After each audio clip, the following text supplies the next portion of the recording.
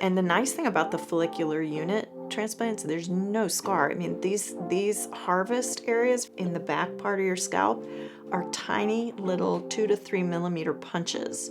So they heal up into nothing. Before we had follicular unit transplant or neograft, what we used to do is take a strip of scalp out the back, and then somebody would sit under a microscope and section out each individual follicular unit. So you'd look under the microscope and pull out each little hair follicle.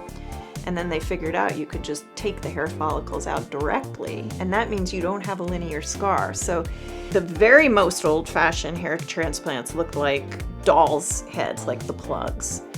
And then we figured out about follicular units with the 1 to 4 hairs, and people would get strip grafts, and the hairs would be separated under a microscope and then transplanted.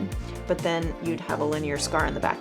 And honestly, for people who have very profound hair loss, sometimes strip grafts are a viable option that are still used today, because you do get more follicles out of one harvest.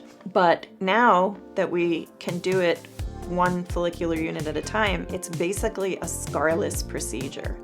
So it is a procedure. You need about a week or so of downtime, and then if you've shaved your whole head, you need to wait for it to grow in, which in men typically takes about 1 to 2 weeks to really heal.